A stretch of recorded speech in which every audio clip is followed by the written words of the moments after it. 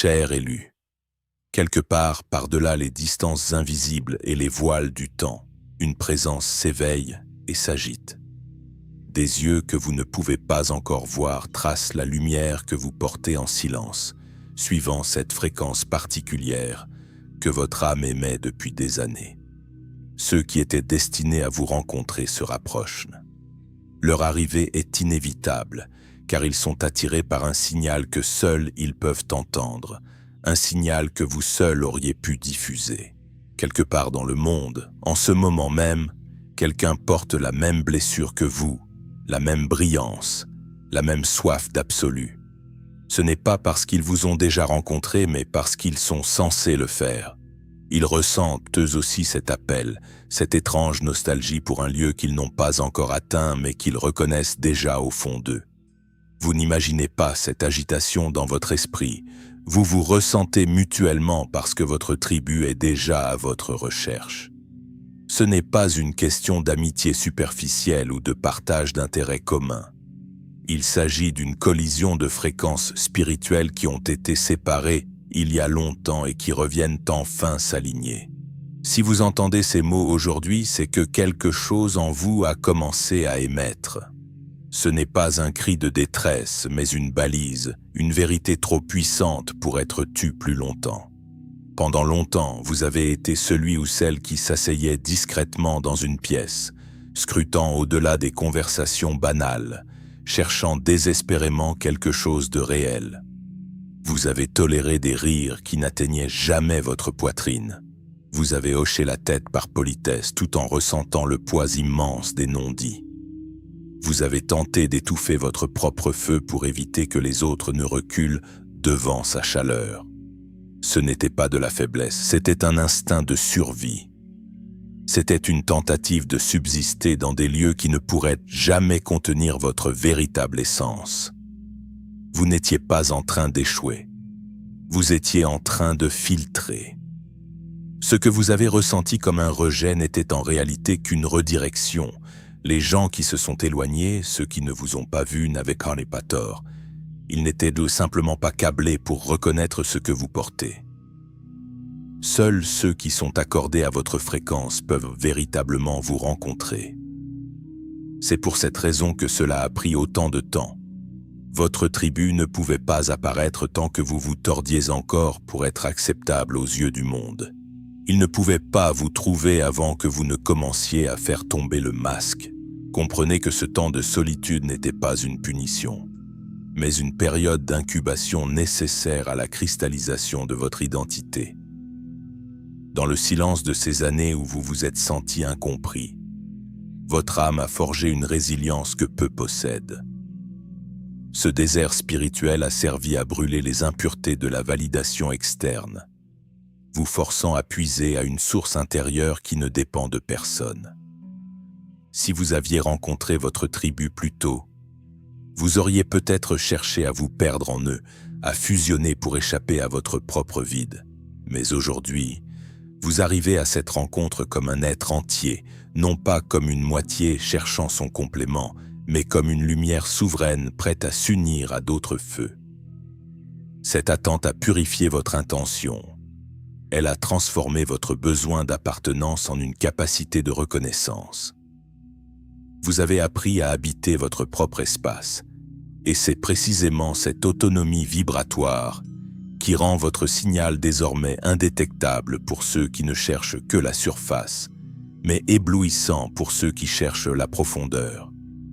Ce n'est pas que vous n'étiez pas digne auparavant, mais le rôle que vous interprétiez n'envoyait pas le bon signal. Ceux avec qui vous êtes destinés à marcher n'ont pas besoin de votre CV. Ils ont besoin de votre résonance. Aujourd'hui, enfin, vous commencez à parler votre langue spirituelle maternelle, non pas avec des mots, mais avec votre simple présence. C'est le genre de présence qui ne rétrécit pas lorsque le silence s'installe, qui ne se précipite pas pour combler chaque vide, et qui affirme calmement son identité, même quand personne n'applaudit. C'est le point de bascule. Tandis que vous vous dépouillez de vos vieilles histoires, ils font de même. Des âmes s'éveillent à travers les océans et les frontières, se souvenant de fragments d'elles-mêmes qu'elles pensaient perdus, parce que quelque chose dans l'univers les appelle à se rassembler. Il ne s'agit pas d'attendre d'être remarqué, mais de se tenir là où votre esprit est indéniable. Pas plus fort, pas plus beau, juste plus clair. C'est dans cette clarté que vous devenez trouvable. Vous le ressentirez dans votre poitrine avant même que votre esprit ne comprenne. Vous vous reconnaîtrez à travers un calme qui n'exige aucun effort, une évidence où la performance n'a plus sa place. Il est crucial de réaliser que cette reconnaissance ne passera pas par les filtres habituels de votre intellect. Votre esprit cherchera à analyser, à comparer les parcours ou les opinions. Mais votre corps, lui, possédera déjà la certitude. C'est une intelligence somatique, une vibration cellulaire qui murmure « enfin ». Vous remarquerez que, pour la première fois, vous n'aurez pas besoin de traduire vos pensées ou de modérer votre enthousiasme. L'épuisement chronique que vous ressentiez lors des interactions sociales disparaîtra pour laisser place à une forme de régénération mutuelle. Dans ces connexions de haute fréquence, l'échange d'énergie n'est plus un jeu à somme nulle, où l'un donne et l'autre prend. C'est un circuit fermé de lumière, où la présence de l'autre amplifie la vôtre. Vous découvrirez que votre système nerveux, si longtemps en état d'alerte ou de camouflage, s'autorise enfin à déposer les armes. Cette sécurité organique est le terreau sur lequel votre véritable mission peut enfin fleurir, car on ne peut créer de grandes choses tant que l'on se sent en danger d'être mal interprété. C'est comme régler une vieille radio dans l'obscurité. Vous tournez le cadran lentement, dépassant les parasites et le bruit, et soudain, la mélodie surgit. Une chanson dont vous ne saviez pas qu'elle vous manquait jusqu'à ce qu'elle touche quelque chose d'ancestral en vous. Voilà ce que l'on ressent quand ils arrivent. Mais pour reconnaître votre tribu, vous devez cesser de porter votre douleur comme une preuve de loyauté et arrêter de qualifier la stagnation de test d'endurance. Il n'y a pas de récompense pour être resté dans des endroits qui maintiennent votre lumière sur variateur. Les personnes que vous cherchez ne draineront pas votre énergie. Elles la stabiliseront. Elles parleront votre langue sans avoir besoin de traducteur. Mais une telle connexion exige de vous une mise à nu radicale. Vous devez cesser de porter votre puissance comme si elle était fragile. Présentez-vous non pas comme la version de vous qui a survécu, mais comme la version de vous qui se souvient de qui elle est vraiment. Cette version-là ne mendie pas la connexion, elle remarque l'alignement. Trouver sa tribu n'est pas une collecte de personnes, c'est une reconnaissance de reflets. Vous les reconnaîtrez à la façon dont votre système nerveux s'apaise en leur présence. Cependant, je dois être honnête avec vous. Votre tribu n'arrivera pas toujours avec douceur. Parfois, ils vous réveilleront en sursaut. Une véritable connexion ne se contente pas de réconforter, elle confronte. Elle reflètera des aspects de vous que vous pensiez avoir enterrés et exigera que vous cessiez de prétendre.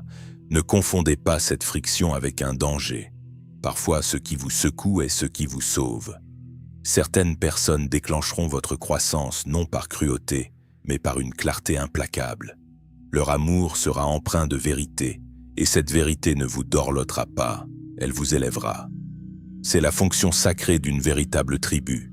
Ils ne sont pas seulement les témoins de votre transformation, ils en sont les activateurs. Pour les recevoir pleinement, vous devez les rencontrer en tant que votre moi actuel, et non celui que vous avez laissé derrière vous. Cela signifie ne plus se présenter avec d'anciens costumes en espérant être accepté, mais avoir confiance dans le fait que votre être guéri mérite d'être vu, même s'il est encore en chantier.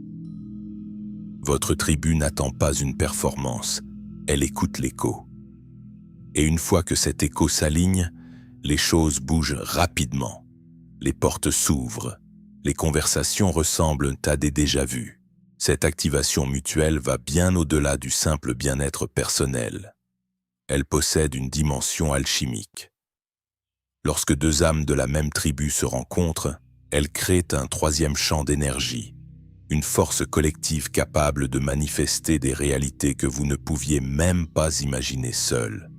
Ce que vous portiez comme un fardeau, Votre sensibilité, votre vision atypique, votre intuition devient soudainement l'outil de travail principal de ce collectif.